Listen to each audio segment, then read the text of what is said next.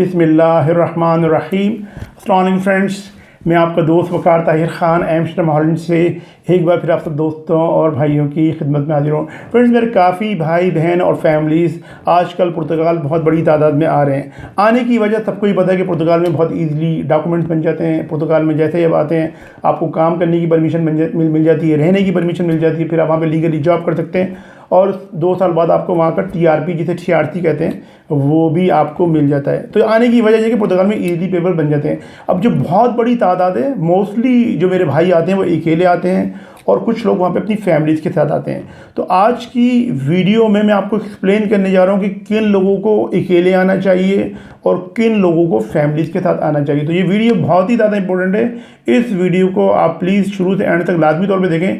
तो जो important information मैं आपके साथ शेयर करने जा रहा हूँ, आप इसको गौर से सुनिए और समझने की कोशिश कीजिए।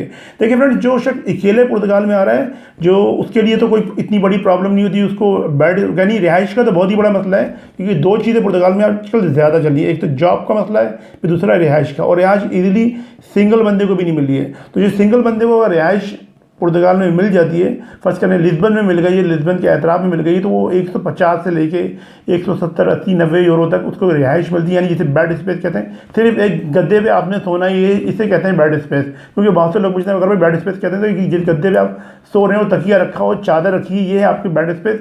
ये है, इसके आपने देने महीने के 170 यूरो। इसके अलावा आपने खाना पीना है तो वो इतना महंगा नहीं है। वो तो मतलब सब लड़के कंबाइन करके शेयर करके खा रहे होते हैं, तो वो भी तकरीबन 60-70 यूरो में पड़ जाता है, 80 यूरो में मैक्सिमम। और जिस रूम में आप रह रहे होते हैं तो उस रूम में नॉर्मली तो 3-4 बंदों को रहना चाहिए, लेकिन 8-8, 9-9, 10-10 बंदे भी रह रहे होते हैं। अब देखिए, ये मेरे जो भाई जो मुश्किल वक्त गुजार रहे हैं, इन्होंने सारी ज़िंदगी एक कमरे में 9-10 बंदों ने नहीं रहना। ये फॉर द टाइमिंग प्रॉब्लम होती है, 6 महीने, साल। उसके बाद जब उनके डॉक्यूमेंट बन जाते हैं, उनकी अच्छी जॉब हो जाती है, तो फिर वो कोई बंदा अकेले रह रहा होता है, कोई एक कमरे में 2-2 बंदे मिलकर भी रह रहे होते हैं, इस तरीके से। लेकिन शुरू में थोड़ा हार्ड टाइम वहाँ पे फेस करना पड़ता है। अच्छा, उसके अलावा ये कि फिर आपको एक ट्रांसपोर्ट का कार्ड बनता है, मेट्रो, ट्राम, बस वगैरह का। वो तकरीबन यूँ समझिए कि 40 यूरो का बन जाता है। टेलीफोन वगैरह लगाना, ये तो मतलब 250 से 300 यूरो एक सिंगल पर्सन का पुर्तगाल में खर्चा है। ये है एक सिंगल पर्सन का।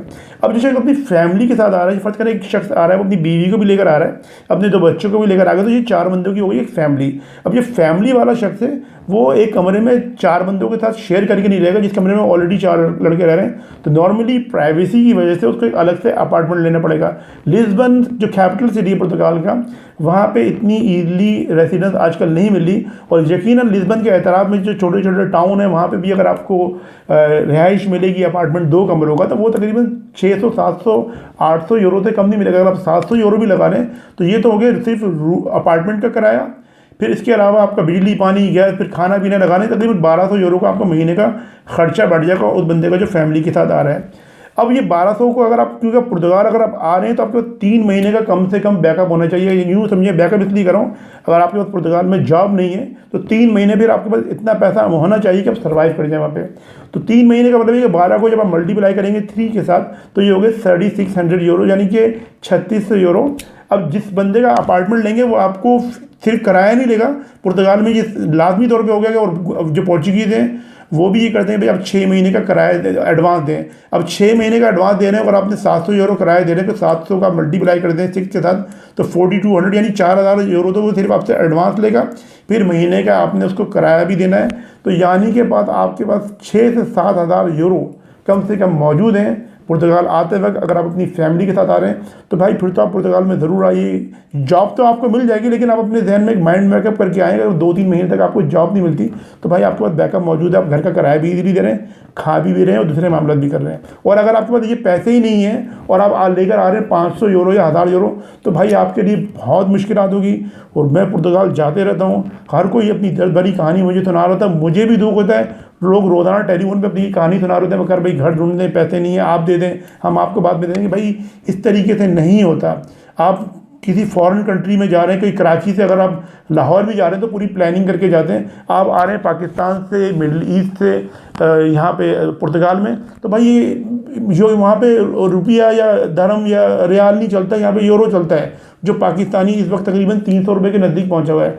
तो ये आप सोच कर आइए यहाँ पे, और इसी हिसाब से फिर आपने ख़र्चा भी करना है।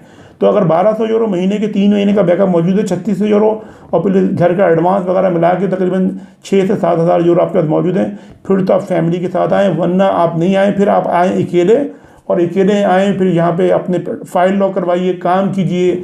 2 साल, 1.5 से 2 साल बाद जब आपको पहला टेम्प्रेरी रेसिडेंस परमिट मिल जाएगा या टेम्प्रेरी रेसिडेंस कार्ड, तो फिर आपकी एक अच्छी जॉब है, तब अपनी फैमिली को बुलवाइएगा, बीवी बच्चों को स्पॉस वीज़े पे, तो वो भी आ जाएंगे। इस 1.5 से 2 साल में आप वहाँ पे अपने लिए एक अच्छी रिहाइश का भी बंदोबस्त कर लेंगे, एक इनकम का भी अच्छा ज़रिया बना लेंगे, और बाद में जब 2 साल बाद बीवी बच्चों को बुलाएंगे तो वो ईज़िली आएंगे, आपके लिए कोई सरदर्दी नहीं होगी।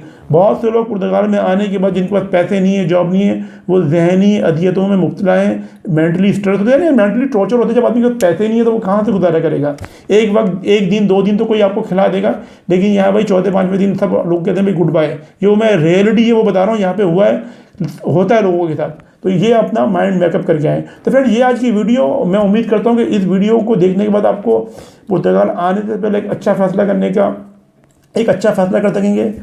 और आप सब अपना बहुत बहुत ख्याल रखें, अपने पेरेंट्स और अपने बुजुर्गों का बहुत बहुत ख्याल रखें, और अपने भाई के इस चैनल का भी। मैं मिलता हूँ आपसे अपनी नेक्स्ट वीडियो में। अस्सलाम वालेकुम, अल्लाह हाफिज़।